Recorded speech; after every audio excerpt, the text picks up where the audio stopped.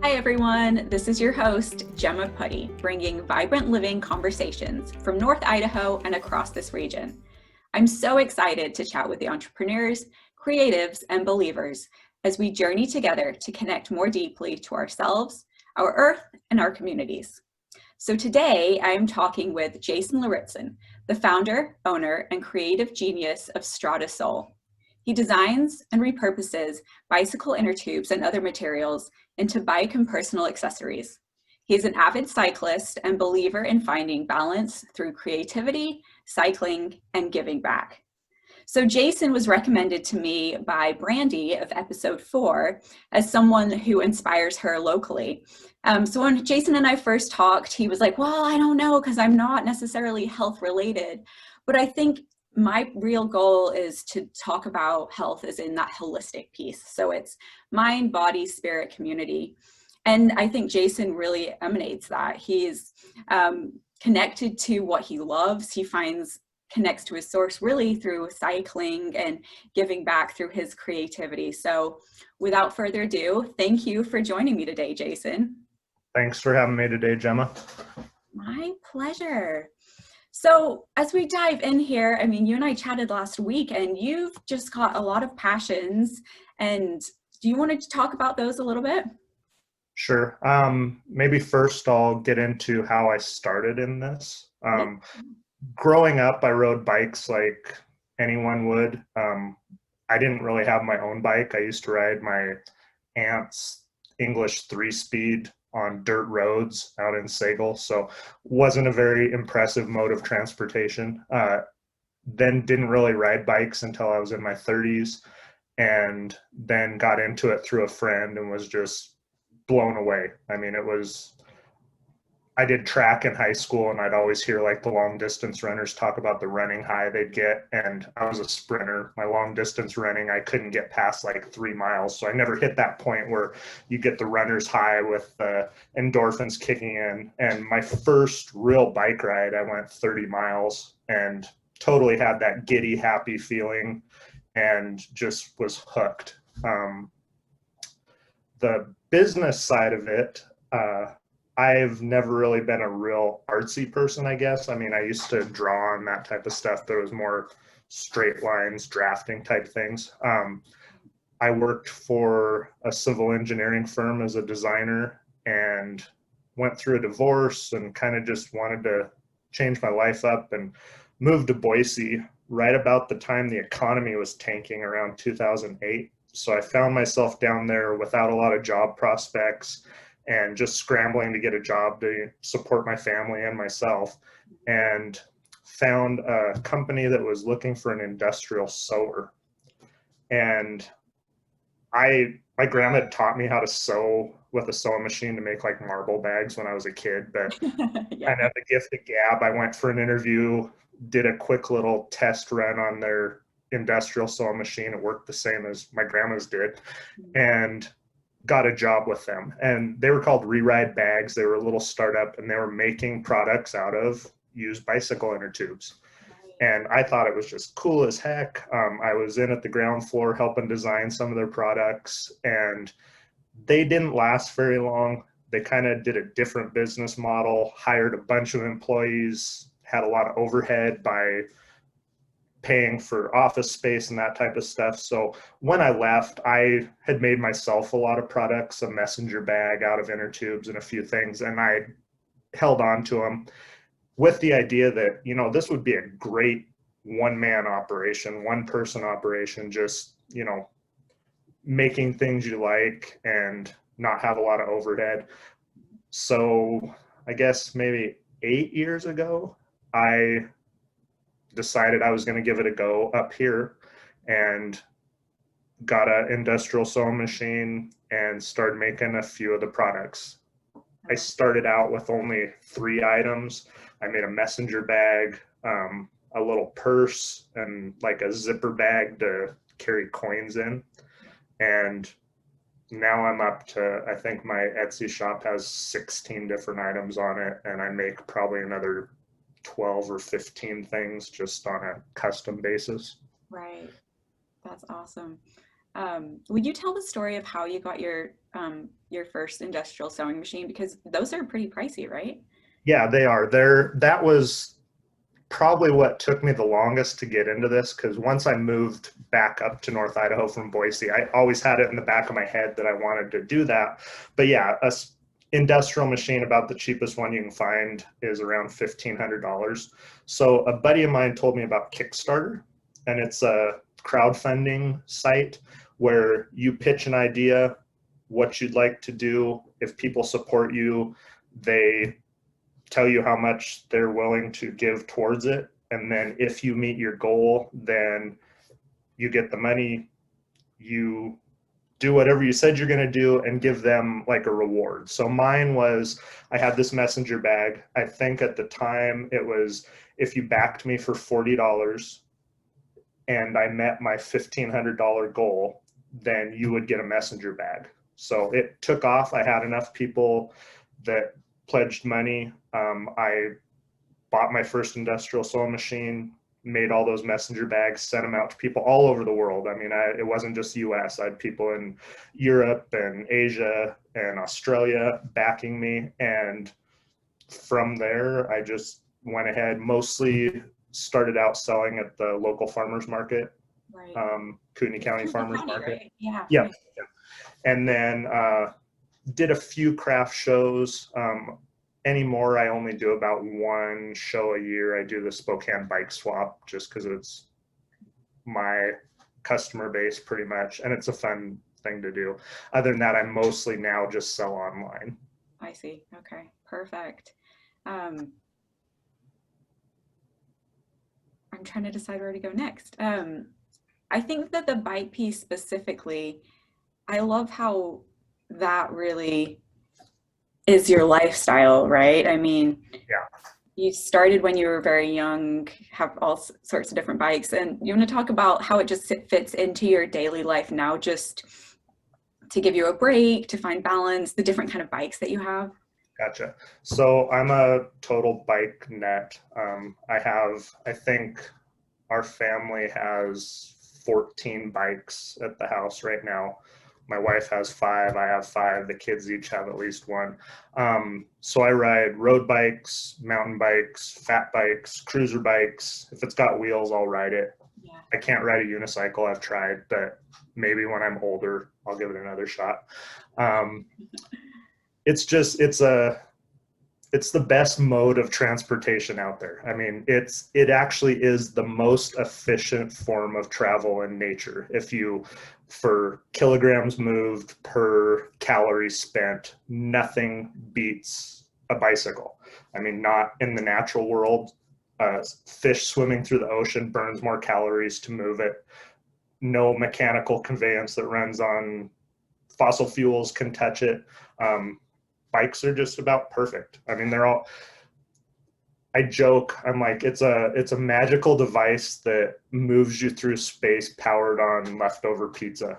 I mean, it's just awesome.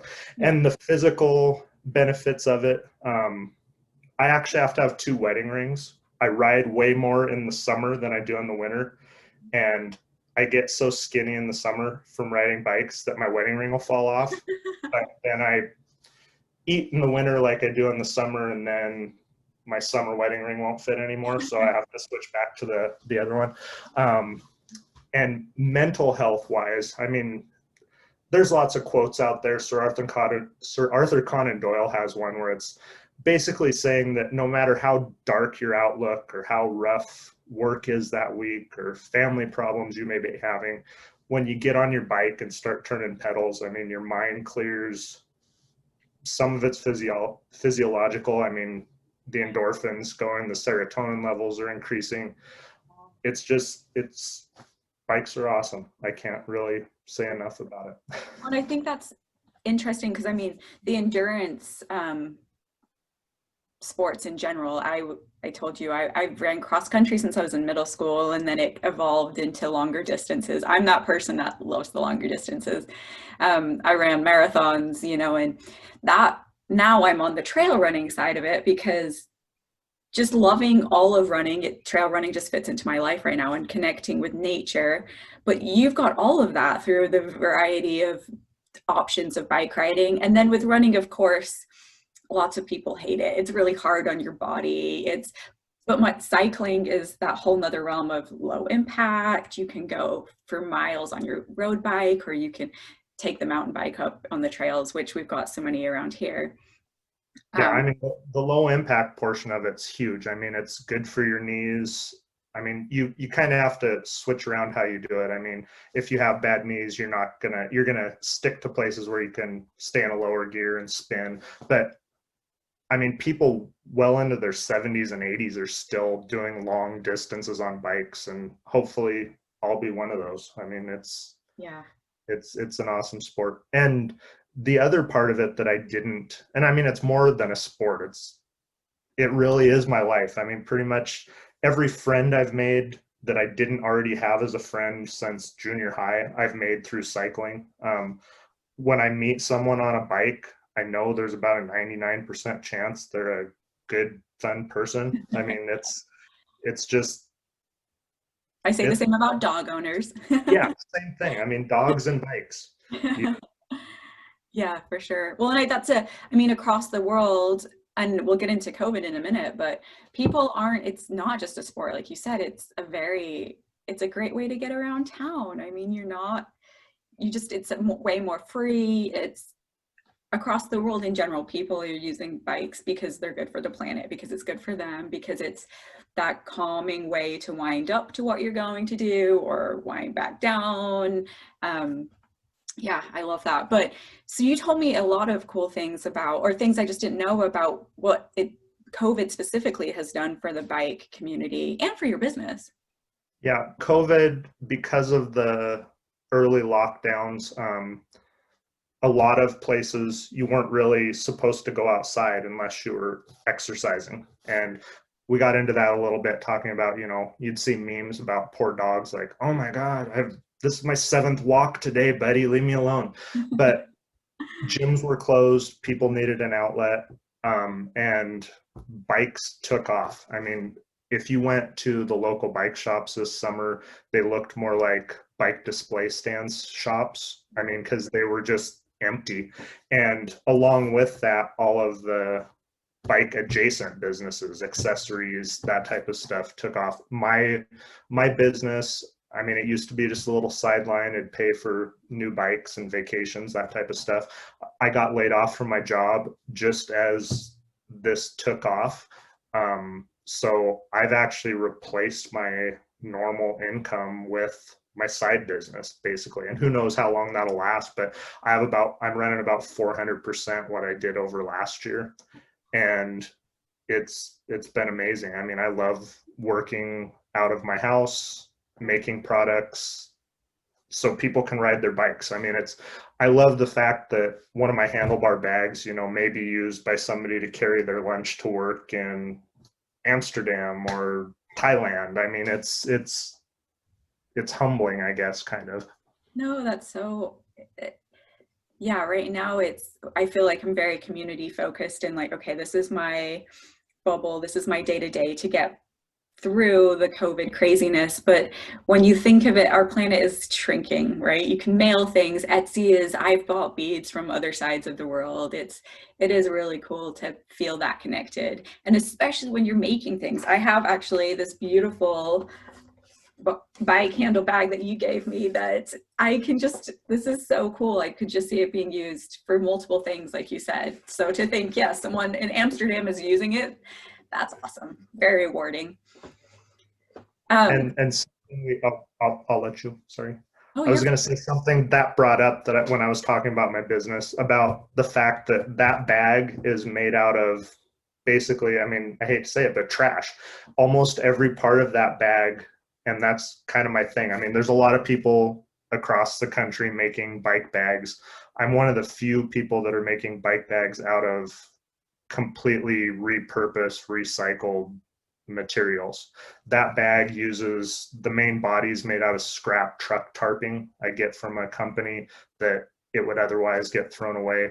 The even the Cordura material I get from a local company that it's their ends and seconds. So most of that is all, you know, it wouldn't get used. It's sitting in the back of a shop and eventually it'd get thrown away. And of course the used bike inner tubes. I mean, that's kind of what got me into that, was working for that company and realizing, like, you know, how many inner tubes we go through. I mean, it's getting fewer inner tubes anymore now that people are going to tubeless tires, but there's still tons of them out there, and they were all ending up in the landfill. So it's a dual purpose. It gets them out of the landfill, it gives them a new life, and it keeps my production costs low because my materials don't really cost anything. Right. No, that it's such a cool cycle. Because I mean, you said you'd even got some raft gear donated to you because they were getting rid of it and they loved what you were doing. Yeah, NRS Rafting Company out of Moscow, another Idaho company. Their old dry suits and wetsuits and rafting bags. One of their employees, I think they're in marketing maybe, ran across my products and reached out to me and asked if I had any interest in it. And I'd never really thought about it, but I'm like, sure, more free stuff to make things out of, go for it. So she said she would drop off a box of it at my house next time she came up. And I thought, that's great. You know, I'll try it out and see if anything's worthwhile. I wasn't home when she stopped by, and she left 18 boxes of materials in front of my garage. So I moved them all in there and sorted through stuff. I wasn't able to use everything. I don't use a lot of neoprene from like the wetsuits. I've tried, but it's so thick, it's hard to use in the sewing machines. I still have them. I try to use pieces of it when I can, but the dry suit material is amazing. I mean, I kind of feel bad because you have a dry suit that they use for rafting expeditions that costs $1,000 MSRP, and they're throwing it away because it has a hole in it. And I'm cutting sections out of it and making a $40 messenger bag out of $1,000 dry suit. But it's not $1,000 dry suit anymore. It's a worthless piece of trash that's going and taking up space in the landfill. But it's neat material. I try to incorporate some of the pieces of it. Like most of the dry suits have a zipper pocket in the shoulder. Okay. So I'll use that piece for the main panel of the messenger bag. So it'll already have a zipper pocket made into it. I try to do that a lot, kind of use my artistic license to also make it functional. Right. I love that. And some of the linings, I think the one that you brought to show me it was a little coin purse, but it had chili pepper lining in it. And you've got such a creative twist. Like your products they're functional. I mean, I'm sure they're obviously so waterproof and durable, but then you've got these cool, colorful twists and add-ons. I also know Brandy said that she had a bag or something of yours, and people keep mistaking it as leather, which is cool when you're trying to substitute leather, you know, the bike inner tubes are pretty awesome. That's what all my products are, vegan and gluten-free. I like to point that out. So, that's awesome. Okay, good. You laugh for that. Some people don't get it. They're like, well, yeah, it's gluten-free. No, yeah, it is. It does look like leather. I ran into that a lot at the farmer's market. You're sitting there and people would wander by and they look over at your stuff, and a lot of them, you know, won't walk up and talk to you because they don't want to be, you know, carnival barked into buying something. Some people are a little more, you know, intense that way, but I actually see a mouth as they walk by, like, leather. It's like, no, it's not leather. So I actually had to have a sign that hangs above my cart that says made from recycled inner tubes. I mean, and they'll walk up and like, oh wow, and then they want to touch and look at it and feel it, and it does kind of have the heft and feel of leather, but like I said, it's vegan. It's no animals are harmed in the production of this product. Perfect. I love that. Well, and I can imagine having this bag forever because, I mean, the outside, it's just so durable. And I mean, I'm already like, my brain is like, Christmas season is coming up, everybody. Let's think, go visit Strada Soul and Etsy because you have stuff for everybody. So it's super cool. Yeah, there's a little bit of everything there. Well, and I mean, you've got a lot going on. You're doing your business, you're also in school, and then, I mean, helping with your family's like day to day. How do you keep balance in it all? And I'm sure this is going to go back to bikes, but I just quit sleeping. That's my main. not Uh, okay. you do have to balance it. I mean, I'm going to school right now to be a middle school math teacher. So I'm in school full time. I'm sewing full time. I have two daughters at U of I. I have a 12-year-old son in school, and helping him with school while all of this is going on, and then still trying to find time to ride bikes. I mean, honestly, between school and sewing, I could wake up at 6 a.m. every day and do homework and sew until I fall asleep exhausted at midnight every night if I wanted to. I mean, I have the work that needs to get done, and part of you wants to do that. It's like, well, no, I can't take time for myself when I have these deadlines hanging above my head. But you have to do that. I mean, what I do is I kind of triage everything. I mean, if I have orders that have to go out today, I know how long that's going to take me. I have an assignment due at 7 o'clock tonight. I need to make sure that's done in time. And I also need to schedule a 2-hour bike ride in the middle of the day, because why do the rest of it if you can't have some time for yourself too? I mean, it's just, you're a better, well-rounded person if you take care of yourself. And I mean, I tell people I love that, because my wife works incredibly hard. She's working on a doctorate. She teaches full time. She also has a business she runs on the side, and just, she feels guilty if she takes time to take a bubble bath. It's like, no, man, you gotta take time for yourself too. I mean, and if it takes scheduling it into your day so that it gets done, then schedule it into your day. No, for sure. I tell That's people kind of the it's way like I brushing do your it anyways. teeth.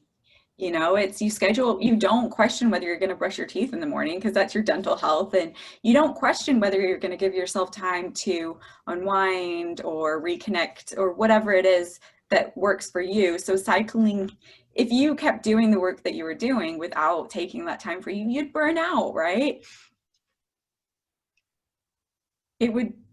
I mean, mentally, physically, everything. I mean, it's just, biking makes me a better person. If I feel myself, getting overwhelmed, fed up, short with talking to someone that I care about, I'll actually just go get on my bike and go ride for half an hour, even if it's just around the neighborhood, or run down to the post office or whatever. And I automatically feel better when I get back. I mean, it's just, biking doesn't fix everything, but I can't really think of anything it doesn't. So maybe it does fix everything. I don't know.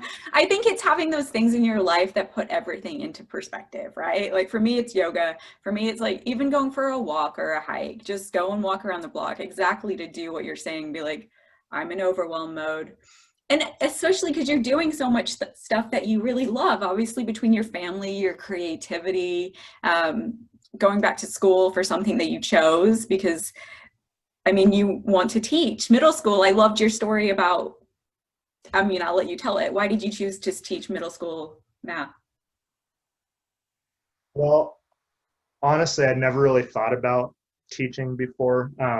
My wife's a teacher. She's been a teacher for 20 years. She's amazing. She teaches elementary school at a Title I school most of the time. And Post Falls especially, but almost everywhere in Idaho and pretty much across the nation, they have a shortage of substitute teachers. And teachers can't have a day off if they can't get a substitute. I mean, if they have a doctor's appointment they need time off for. So Post Falls was short on substitutes last year, and I did it kind of as I felt like kind of a community service type thing. So I went and got registered as a substitute teacher, and I was in high demand because they were short-handed. So I mean, I was subbing a couple days a week, pretty much every week, and I substituted for everything from kindergarten to the alternative high school. And you hear the horror stories of middle schoolers, like, why would anybody be a middle school teacher? And so I was a little apprehensive when I went and did the first middle school subbing gig, but they were great. I mean, they're kind of wild and rowdy, but kind of the way to look at it, they're old enough to know there's consequences for their actions. but they're young enough that they're not so jaded that they think they can get away with everything.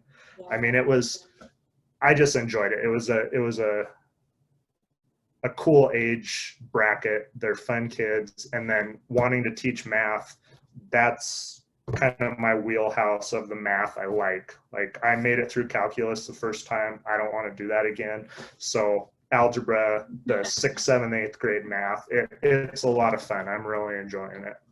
Oh, I love that. Yeah, you're just giving back in all sorts of ways. And even you said with your products, I mean, of course, it's your lifestyle, it's the way you're making a living, but you've given, I mean, you gave me this bag, thank you very much, but you're giving back to the community as well, right? Yeah, I honestly, like, I'm just amazed that people want to give me money for these things I'm making. I mean, even if nobody wanted to buy them, I'd make them and give them to people. Just, it's my art. It just happens people like them enough that they want to buy them. I do donate a lot of stuff. I donate products. If somebody's having a giveaway for a charity or a business or something like that and contacts me, I'd be happy to donate some. I've talked about that with other artists at the farmers market, like, haggling or bartering or trying to lower the prices on the things that you're selling.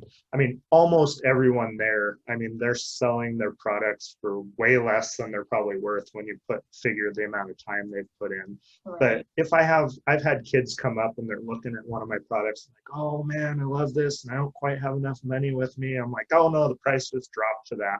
But if you have someone come up like, well, I don't really like this, how about half the price? I'm like, no thanks. I'll bring it home. Well, yeah, if you don't buy it, you're gonna have to carry it home. Yep, it's light. I can make something and carry it around for 6 years before I sell it, and it doesn't really hurt me any. But I mean, if someone loves it and wants it, I give away so much stuff. And then lately, also during the whole COVID crisis, whether you believe in it or not, the mask thing. I mean, when Kootenai Medical Center early on was asking for, anyone locally that could supply masks. I mean, I got a sewing machine. I had years worth of material scraps laying around, and my wife got in on it too. We've donated over 1,000 masks to so cool. Local. It's just, well, I have one of them. That was the best part. I do like seeing. Sorry, go I do ahead. like when I run across people and I see like around town, like, oh, that's one of my masks. Which when I met you for the first time, we're sitting there at coffee and I saw your mask. I'm like, hey, I made that. You probably got one of the businesses that I've been dropping them off for. But yeah, it's not nobody likes wearing masks. I don't like wearing masks either, but just having the ability to help out those that want them is something that I love. Right. Well, and I think, this money thing is something I think everyone struggles with, but you were giving such good energy. This is me getting really hippy dippy for a second, but you're giving so much good energy out with your products, recycling, giving masks out, that I think for customers to be able to give you their good energy back through money, I think is exactly what you deserve, because it's just all that exchange of good energy. But I'm moving on to another hippy dippy subject. No, I gotcha. And we talked about that a little bit. I'm a man of science, but I don't know everything. And I mean, here's the thing. Science can't even explain why a bike will stand upright when it's moving. I mean, it breaks all the laws of physics that, like, okay, when you're riding a bike and balancing, you can prove why that works because you're making micro adjustments as you go. To get a bike going along by itself and then just let go and it'll just roll down the street. I don't know. Well, and you also said that you really enjoy, I might be giving your secrets away, but you really enjoy yoga, and the yoga where you're chanting and connecting in a different way. That's true. I call it like woo-woo yoga.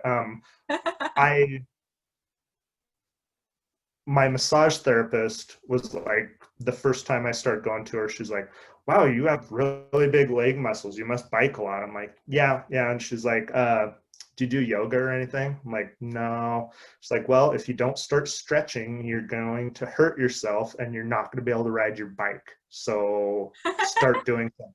So I started going to yoga in Coeur d'Alene, and it was one of the more woo-woo ones. I mean, there's chanting and savasana and all that, and I dig it. I mean, yoga is great. I've actually never done anything harder than that. Like playing sports and stuff, it's like, oh, yoga, you're just sitting there. I mean, I've been almost crying, and I've actually screamed out loud when you're trying to do some simple little pose where you're just sitting there for a long time.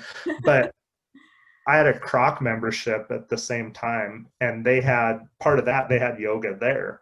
And I'm like, well, I should just start going there for their yoga in the morning at the same time my son was swimming, and I could go do that while he's at swim team. And I showed up, and it's like, nah, this is just calisthenics. They're not even chanting. We're not getting a reading out of a book. I just can't do it. So apparently I'm not as scientific as I think I am sometimes. I love that. That's such a good sales pitch I talk to so many people. I'm like, you need yoga in your life. I don't care who you are. You need it for whether it's connecting to source, whether it's for stretching, whether it's to like, there's so many reasons to do it. And there you go. You're case in point, even if it just keeps you stretched out so you can keep riding your bike or going for a run. Exactly. Oh, I love it. So is there anything else I'm not asking you or we haven't covered on your products, on your creativity? I mean, I loved you did say one thing about there was 3 key components to life, and it was creativity. What was that? So what I've heard is that everyone should have 3 hobbies in their life, something that you're doing outside of work. And those 3 hobbies, you should find a hobby that keeps you healthy. You should find a hobby that lets you have an artistic outlet, and you should have a hobby that makes you money. So something you could do on the side. But cycling is my keeping me healthy, and Strada Soul, the sewing, gives me an artistic outlet, and people give me money for my stuff, which I still think is amazing. But so it's kind of, cycling's kind of tied in with all that. But I mean, it keeps you happy. Most people are like, they look for their self-worth or who they are through their work. And that's definitely, I mean, there's nothing wrong with that, but we can also reach out into our hobbies, what we're doing in our spare time and our free time that make us who we are also. No, for sure. Well, it's interesting because whenever my husband and I, who also is obsessed with bikes, so we'll have to introduce you to.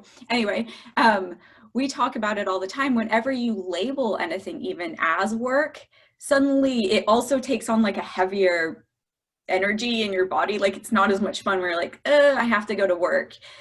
But when you label anything as a hobby, you're like, I get to do this. And even with me doing this podcasting, I'm like, I love doing this. It is that creative. It's a whole nother, I don't get paid for it. And I honestly love that, because if I was given money for it, it would also become like, burdensome in a way, right? I just get to do it because I love doing it, and I love talking to people and exploring our local area. So I really like that.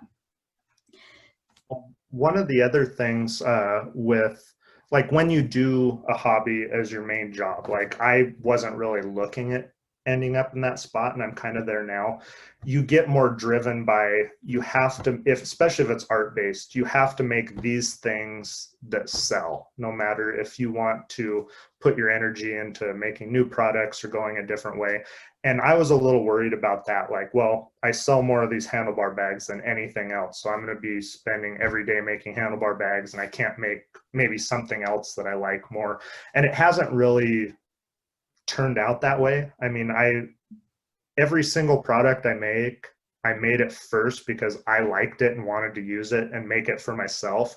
And if it turned out and worked, then I'd start offering it to other people. So everything I'm making, even if I sell that thing more often than something else, it's still something that I created and I love to make the first time. So it isn't dragging me down, I guess. I still get my artistic outlet through that because that's how it began. Right. Well, and you're such a positive person, obviously. You're looking for like the people around the globe are using and buying my stuff like that. You're looking for the good in everything. So I think that's also awesome. You could frame it as, oh, I have to do all this work now, but yes, I love your vibe and your just positive outlook. So we talked about this. Sorry, go ahead. Oh, I was going to say, like, the glass half full, half empty thing. I mean, it's not half full, it's half empty, half full. It doesn't matter. Somebody else is walking around with a pitcher of water ready to top it off. I mean, stuff's going to get better. Yeah. Let's hope. And that's a hard thing to say in 2020, but it's interesting. I'm still waiting for somebody to walk around with a pitcher of water. Well, and even in 2020, though, looking for the opportunities to give back, to see the good in people, to see the good in situations, right? It's people are exploring bikes and getting to discover the awesomeness of riding a bike or being more creative or whatever it is. It's constantly looking for the positive rather than the negative. So I think it's just always a choice to see the negative or the positive, right? Yep, true story. So we talked a little bit, but who are your top 3 local inspirations? Okay. Well, you guys already met Brandy, so I'm not going to wax poetic about her, but she is awesome. 3 that really jump out at me. One is Lake City Bicycle Collective, Tom Morgan. I was hoping for something like that in our area for so long. Like the Boise Bicycle Project is just amazing what they do down there. And there's lots of places like that around the country. And we were really lacking one. There was one in Spokane that kind of tried, but didn't really do it. Tom's great. He saves bicycle inner tubes for me. I pick them up from him. Just what he does for the community and the outreach and getting bikes for kids. I mean, it's just amazing. Another one is, I just ran across him on Instagram a little while ago. Her name's Alex, and her husband opened a used bookstore in Coeur d'Alene, Bookishly Happy, down on Government Way. Just the fact that somebody's opening up a used bookstore with a brick and mortar storefront in this day and age gives me hope. I mean, I spent so much time as a kid wandering through used bookstores, finding books for cheap, and the smell of the bookstore, the smell of the old books. It's awesome that somebody in our community is doing that. And I stopped by the other day and bought some books from her and met her in person. Just everybody check it out. It's really cool. And then I was trying to think of a third one. I have a friend, Travis Zumwalt. He lives in Sandpoint, and I don't even know what his Instagram is, like the Wood Wizard. He takes wood scraps and resin and makes knife scales. That's his main gig. So makes like wood blocks for knife makers to make handles out of. And I met him through cycling. I mean, we ride together a lot. He rides his bike during the year up Schweitzer probably 3 or 4 times a week, every single week. And he's one of the strongest riders I know. And he's about 4 years older than me, which I'm old already, but he's just a really cool guy. And his stuff is art. I mean, he makes his living off selling it, but once again, it's just beautiful products that he's making because he loves it and people happen to want to give him money for it. And he's also, he makes knife scales like micarta, which is like cloth impregnated with resin. He's made some of it out of old fire hose, like the cotton fire hose. Well, it has a liner inside of it that's made out of a rubbery material that he doesn't use, and he gave to me.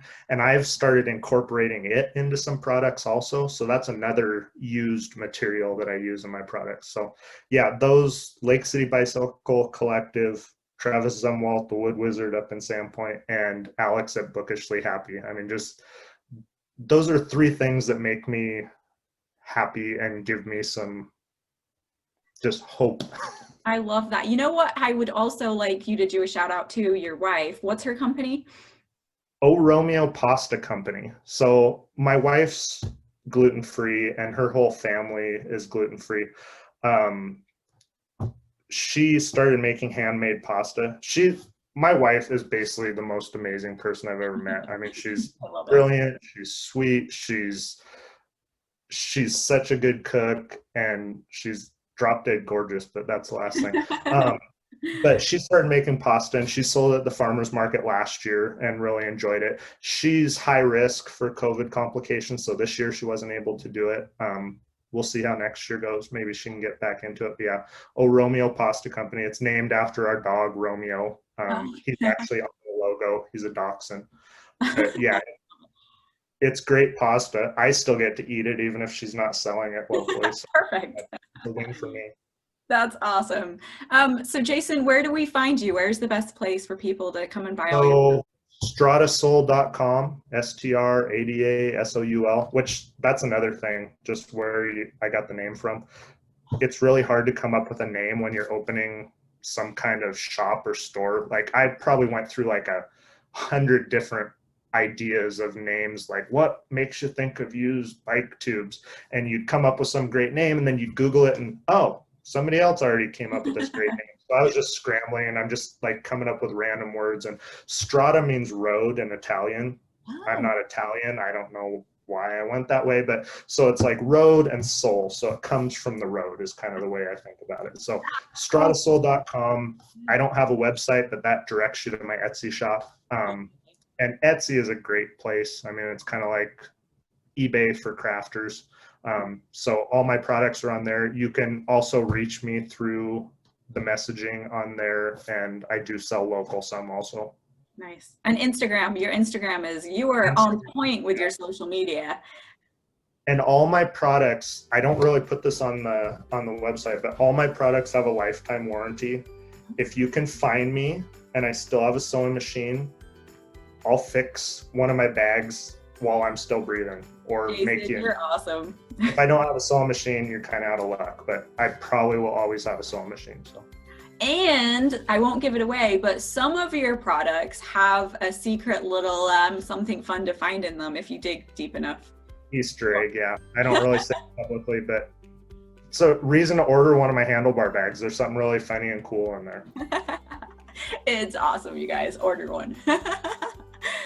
Awesome. Well, I think I'll put all of this in the show notes as well, so people can find you. But thank you so much for joining me. It's been a pleasure to get coffee with you last week and to chat with you again today.